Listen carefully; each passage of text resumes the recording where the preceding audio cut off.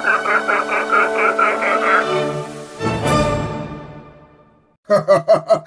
you not entertained? Bring in the next challenger.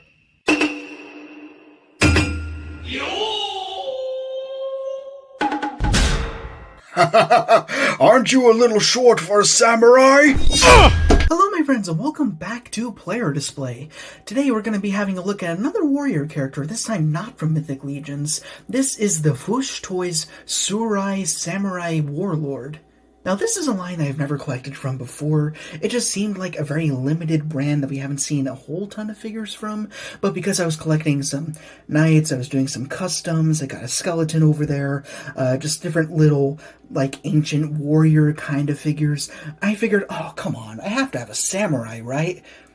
And this was probably the best looking one that I've seen on the market, so I went ahead and got one, which was not easy to do. But I will say at the end of the day, even though he is a little bit different, we'll talk about that, he was definitely worth it. He's got a whole ton of accessories to boot. You can pretty much build your own character as a result of that. I do not have the original box for this figure, which means we could just go ahead and hop right in. So let's go ahead and start with this configuration that I have with him, being one of his masks and the helmet and these two prongs off at the top.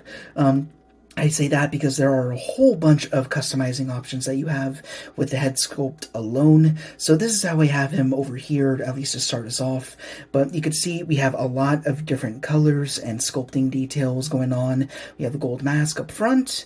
You also have this big red circle over here and these two golden horns looking absolutely beautiful. It's definitely one of the best looking warrior figures that I have in my collection.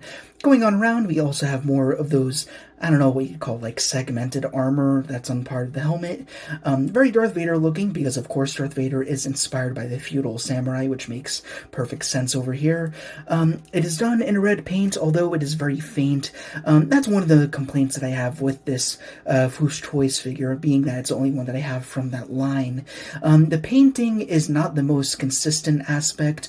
They throw a lot at it, but it can come off as a little bit messy, not in a good way. This is one of those areas where it comes off as that, kind of contrasting to the Mythic Legions where usually they have no paint at all and they look a little bit too clean at times. So it's interesting. You either have no paint at all and they look too toy-like, or they have a lot of paint which makes them look very earthy and weathered, but at the same time it looks a little bit scrappy. So you could be the judge of that as we go down throughout the rest of the figure.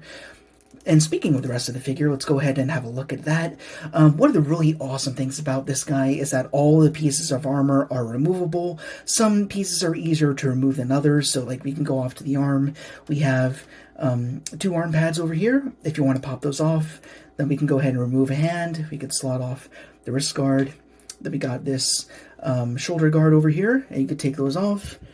Put the hand back on, and you could take off pretty much every element of the armor here, and then he'd pretty much just be a standard ninja, which is another offering from the FWOOSH line. Speaking of FWOOSH, love their reviews, very good, check them out if you haven't up before. I mean, it's pretty much Formula 1 for action figure reviewing, so if you haven't checked out the FWOOSH by now, that's definitely something you ought to do. But yeah, then you can see here we have one bare arm over here, I mean aside from the sleeve of course. Then you also have one arm armored up over here. You can also remove this torso armor and the waist armor, though it does take a little bit of work. I think you'd need a little bit of heat, you might need a little bit of help from a knife, but that is something that you could do if you really wanted to. But coming in a little closer, we can check out the painted details. So again, the paint is a little bit bittersweet. We could see that it's got, of course, the red, and then we have a darker wash over there, which looks really good. It's got, gives it a nice smoky look to it, but you can also see they put in an effort to make these gold little rivets going throughout the armor, but sometimes the painting can get a little bit sloppy or missing, so that's something I might want to correct on my own. I'll have to think about that. But you can see it gets a little bit missing over here, whereas on this side it's a little bit more consistent, but you see it doesn't go all the way around, it's kind of just painted down towards the front. Off to the side, though, it kind of gets a little bit lacking, but not a huge deal from a distance. It kind of blends in, but you can see the paint slop the most down here towards the lower skirt, where you have the gold again, but again, it gets a little bit messy. It doesn't really know where it wants to go, so it kind of misses out on those little rivets. Although you do have a nice sculpted belt around here. It's kind of just made out of a cloth. I guess a tie would be a better word for it. But I really do like it. I'm not a huge use plastic to demonstrate cloth kind of guy when it comes to figures, but over here I think it actually works pretty well. It looks pretty nice. I think it complements the rest of the armor not too bad. So going on down, we have the rest of the legs, and you can see more of that ninja detail just going straight down. But then when we get to down here, we have the more samurai looking armor for the calves right there. And then down here we have some really neat looking sandals with some more of the cloth. So very beautiful looking figure and very modular, as you just saw. Well, here's where the figure gets extremely exciting. We have a whole ton of accessories with this samurai warrior here. So I took off everything from the main figure, aside from the main armor bits, and dropped it over here so you could see everything all together. So I guess we'll work from head to toe. So over here we have two different head sculpts. The one that we saw on the figure initially, which was covered by the helmet, is this standard ninja mask over here. You can see that we have one eye that is totally alright. Then we have one that has a big old slash going through it. It's got a little bit of cataracts going on. And then we can also have a version of this samurai unmasked. And you can see he's got that old sensei look. Very traditional look for that old wise master. Know what I'm talking about. Got a little top knot over there. And one thing worth mentioning is if you want to get the helmet onto this head sculpt, you can actually pop that knot off. You see you got a little peg system in the back. But let's go ahead and slot that back on. There we go.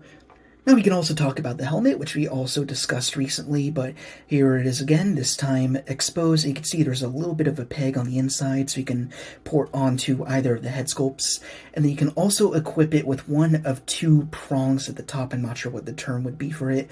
We already had a look at these two horns over here. You can go ahead and slot those right back on, just like so. There we are.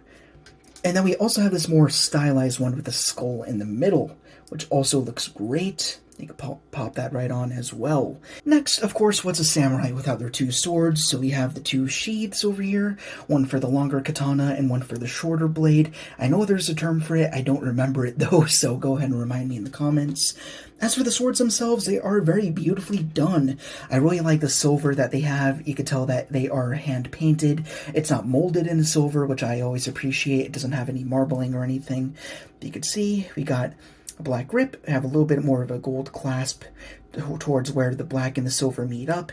They have the nice, beautiful, elegant looking blades towards the end. Next, we have this studded bat, which I believe is historically accurate. I'm not sure what the technical term for it is. If you need him to have a clubbing weapon, then here you are. Looks pretty dangerous. Looks like a lot of fun too. We also have two different masks for this figure right over here. We have one that looks very much like the Immortals from 300, and then we also have a skull mask. I'm not sure if either of these are historically accurate or not.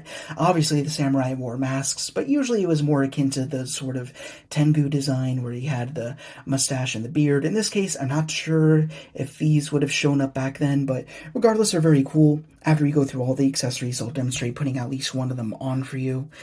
You also have this long spear down here. Got the serrated edge over here to do all the damage. They also have this wooden handle all the way down here. And then also this gold clasp towards where they both meet. Then we also have a set of a bow and arrow and quiver, if you so desire. This was secondhand, so this is actually a broken bow, which I intend to repair after this review. I just want to show this off to show you that this plastic is very fragile. You can see right here, this little piece did get notched off by the original collector. So that's something I'm going to go ahead and fix, and I will also add a string. It did not come with one initially, but it's also a very nice accessory. You can get the hand around there, you can get him in a good arching pose, I'm sure, but that's something I'm not able to do yet, because obviously you need to fix him up. He also comes with this one lone loose arrow that you can hold in his other hand, if you want him loading that into the bow. And then we also have, lastly, a quiver with a whole bunch of arrows punched into there, all in a single mold, not painted differently or anything. Well, there might be a little bit of dry brushing, but yeah, that's pretty much it for accessories. Let's go ahead and return to the base figure and let's get the quiver to not roll away. Not that it could with that big old pin that it's got, but yeah, let's bring in the main figure and try dressing it up and see if we can get him into our own unique look. So I'm thinking we'll go ahead and we'll start with the old man sculpt that we had over here for the head. So just got to port that on. It's a little bit tougher on this one in comparison to the ninja one. I found that that one goes on a little bit easier, but you can go ahead and get that head right on. And then, of course, if we want to helmet him up, you have to remove that top knot right there. And then I think the first thing you'd want to do if you want any of the masks is you get the mask first, slot it over the face, kind of loosely. It's a little bit dicey. It's not like it was manufactured to attach just right.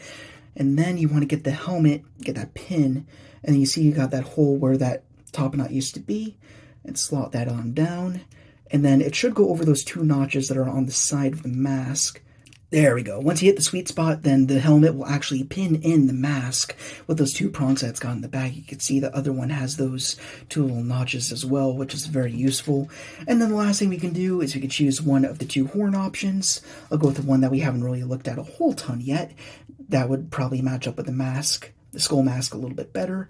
And there we go. You can see once you put one thing on, everything else kind of wants to pop off. So there we go. That's one potential look for your samurai, and the mask is being a little bit irritating to stay on.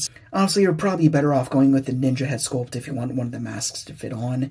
In this case, we have the beard in the way, so it just gets a little bit finicky. So your choice, of course. There we are. I went ahead and saved you some time. I actually put the ninja head back on, and I also kept the same helmet and mask configuration. As you can see, everything fits on a lot better. Nothing's shaking off, nothing's knocking around, so that's just a better way to go. So let's finish gearing him up finally. Why don't we? So let's go ahead and get him with some swords. There's actually 2 pegs. There's one on the back, although you kind of have to line up the armor with a hole that's actually molded into the back, and you can get the 2 sheaths. So you got the little pin here. You should be able to slide that in with some effort. It's a little bit janky, so instead of that one, we're going to go ahead and use the one that's off to the side. You can see that we have a hole right here, so we're going to go ahead and pour that right in, and that one's a lot easier, so we can do that. So maybe I'm going to have him with 1 sword sheathed. So let's go ahead. We'll put the shorter one away. So let's go ahead and slot that right in. There's no tension at all, by the way. You can see it's a nice smooth in and out. So you don't have to worry about the blade breaking off inside the sheath or anything, which has happened to me once with the figure. But that was a bootleg, so that doesn't really count. But you can go ahead and get the long blade. Put that in his hand right over there. And there we go, looking really sweet. That's one of my favorite configurations, have the whole skull thing going on. He's got the sword. There's a good traditional looking samurai right there. The head movement might vary depending on which sculpt you prefer and what helmet and mask that you're opting to use, if either of them at all. But you pretty much have that a little bit down, tad up, and oh yeah, see, there it goes. You can have a little bit of tilt as well. I don't know why that's not focusing too good today, but probably just all the colors. But yeah, you have a little bit of swivel as well, actually plenty of swivel. Down to the torso, everything kind of gets blocked off because of this armor pad here, but there is no joint under there, so it's not really hindering anything. But you do have 360 swivel in the arm, which is really good. Comes up to about 90. Also have an elbow, which is double jointed. Comes up to about there, not quite 30, but gets pretty close. Talked about the wrists already. It's got that swivel, although the hands kind of pop off, which is a little bit irritating, but not a huge deal. I might even just glue the armor in, so I don't have to worry about it moving anything around. But yeah, the wrists, they go up, down, left, right, whatever it is that you prefer. As for the waist, now here's another thing I wanted to talk about.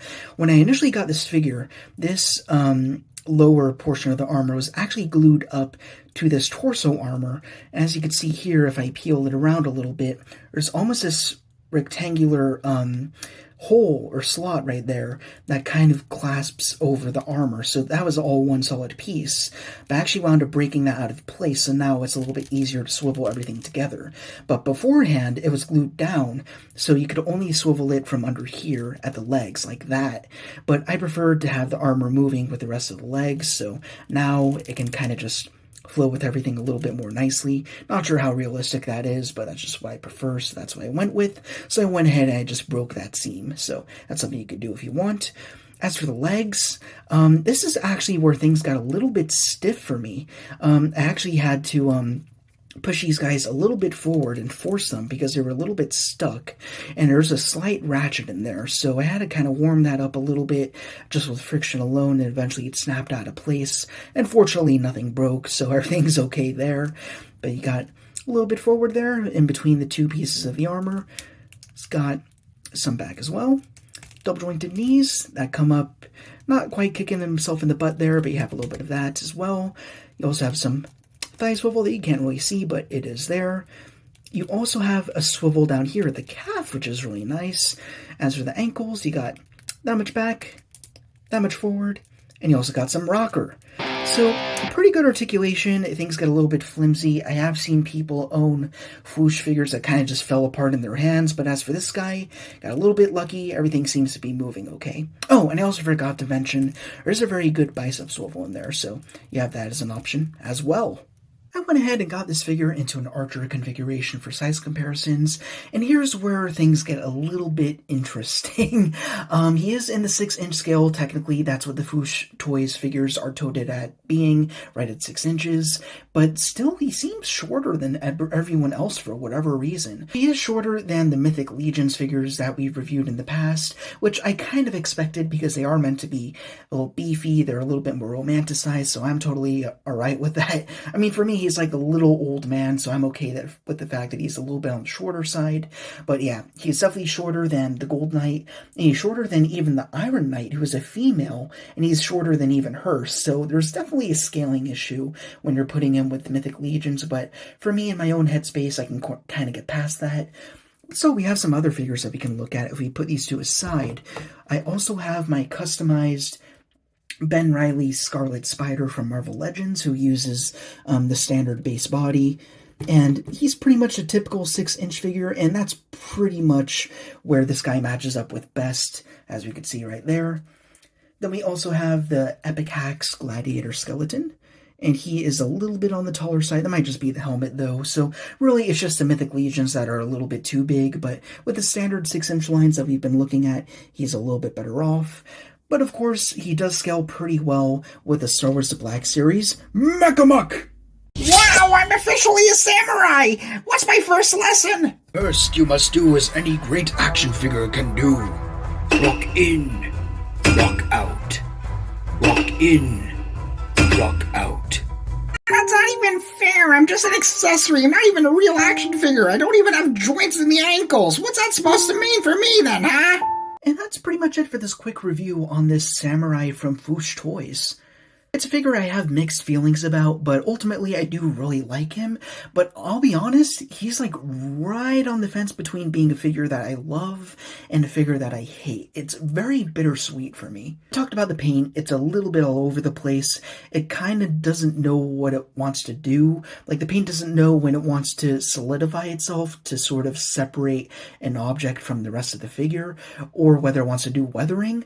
And then it overall just comes off as muddy in certain points. But that being said, I think overall it still looks pretty good color-wise. I mean, it still misses a few of the gold spots over there, which are a little bit on this distracting side, but put him at a distance, get him in the cool pose with your accessories, then he looks pretty solid. And that's the other thing. The accessories, that's what all lines should be doing. That's the strongest thing about this figure. The modularity, the accessories, the different props, the head sculpts, the masks, everything here is just very cool. Yeah, I had that one broken bow, but that's something I can fix. I was planning on customizing it anyways and giving it a string, so that really makes no difference to me whatsoever. But then again, you could kind of argue, this is another lesson for this channel, maybe having too much modularity is not a good thing. Because as you can see, I did struggle quite a bit with assembling the head sculpt, with taking the armor off and on, and then also positioning the hands, which was very difficult because of the way that the wrist is sculpted, and then also having the armor on top of that. So that did make things a little bit tricky, the fact that you can do so many different things with this figure. So if you want to do anything that's very specific, it is kind of a long, winding road to get there. So that is one thing to keep in mind whenever you're going into this line, or just any line that does have a ton of accessories and pieces of removable armor. Not saying that it's a bad thing, it just means that it's going to take a little bit of ankle grease, no pun intended with ankle articulation, whatever, to get him into the poses, situations, and whatever that you like. All that being said, I do really enjoy this figure. He reminds me a lot of movies like 300, Sucker Punch, just a whole bunch of things I really enjoy. Now, would I recommend the FWOOSH figures? Hard to say, because one thing I forgot to mention is that this is a guy that came from the Kickstarter way back when. This is a 6-year-old figure. Not quite retrospective worthy, but he is on the older side. And they are doing figures now that I have seen reviews on, and people have complained that there have been some QC issues. Things have fallen off, things don't stay on too well. It just looks like things are very inconsistent. So if you want to get figures from this line, which I don't think I will be, I think one is enough for me just to sort of have a taste of the line, I will say that it is kind of a risk.